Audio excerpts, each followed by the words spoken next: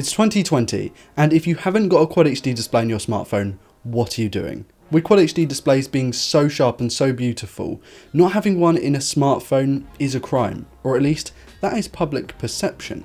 What if the, at this size, let's be honest, unnecessarily large resolution displays are things that we can live without on a smartphone? Think about it, you get better performance due to the fact that the frames are smaller, meaning the SoC can pump out more of them for high refresh rate displays. Lower production costs meaning a lower sale price, and most importantly, much better battery life. Now that all sounds very enticing, but we've got to loop back to the question, can we live without Quad HD displays? To test this, I invited 10 smartphone users aged 16 to 30 to see if they could tell the difference between two phones at different resolutions. We've got a OnePlus 7 Pro at Full HD Plus and a OnePlus 7T Pro at Quad HD Plus. Both are set using the option in the settings menus, and for good measure, both are pinned at 100% brightness to alleviate any brighter is sharper ambiguity. Let's see how they got on. Okay, gonna hand you two phones, one after the other. On the home screen there's a Google Chrome page, so you click on that, comes up with an article, just scroll through it. And then there's YouTube, so you can click on there, watch a video, something like that. I'll kind of walk you through it as you go, but which one would you like to try first, phone A or phone B? Go for phone B. Okay. Thank you. I'll take the left one, please, good fellow. The one that's shining in my face. I'll go for B first. Okay, there's B. Go for B. B. Phone A. I'll choose the one on the right first, please. This one? Oh yes, please, thank you. There's that one. I'll go phone A first. Thank you. Right hand one. This one? Yeah.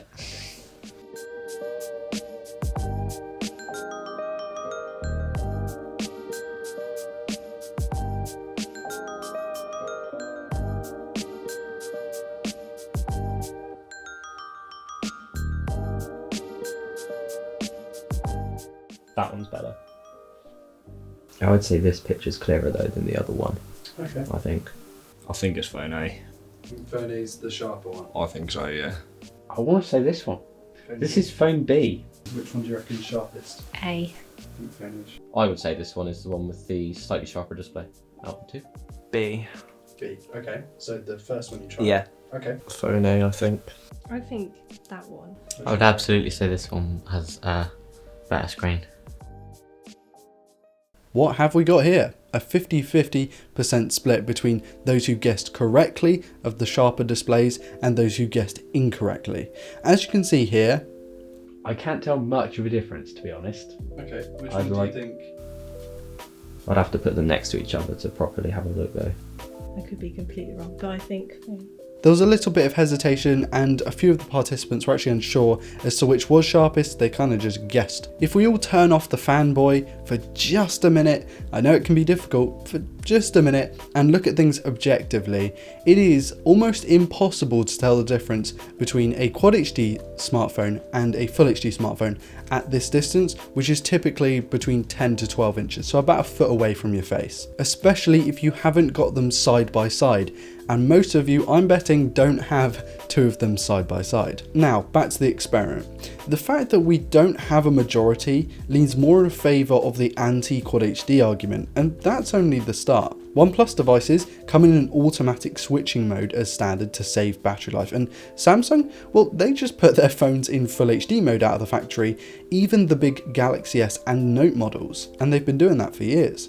We know for a fact that Full HD smartphones fare much better in battery life tests than Quad HD smartphones, and my fantastically wonderful colleague Robert Triggs did a whole thing on this. I'll leave the link to the article in the video description, so go and check that out because there's a lot of cool data and analysis in there. In a nutshell, you can expect between 10 and 20% better battery life by going with a phone with a lower resolution display with the same internals and same battery size. That's very different to what we're doing today, which is just simply turning the resolution down. That's going to yield far worse results, however, still a net positive. Because whilst it does help to turn the resolution down in the settings, you still have to illuminate all of those pixels on the screen anyway, so you're not really turning much of the display off, only making it easier for the system on a chip to produce frames, which in turn uses less power, which makes battery life better. And that brings us right back to the beginning, to the original question, are Quad HD displays worth having on your smartphone? And the simple answer is no.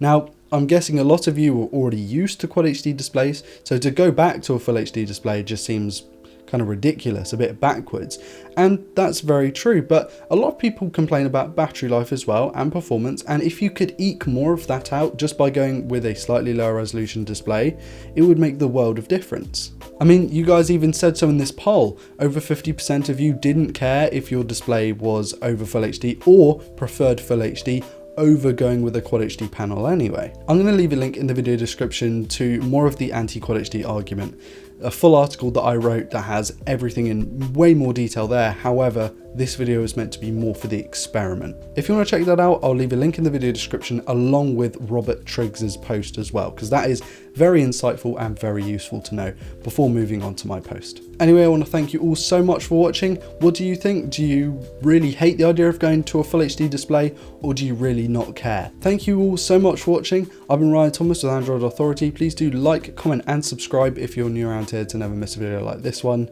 and I'll see you later. Peace.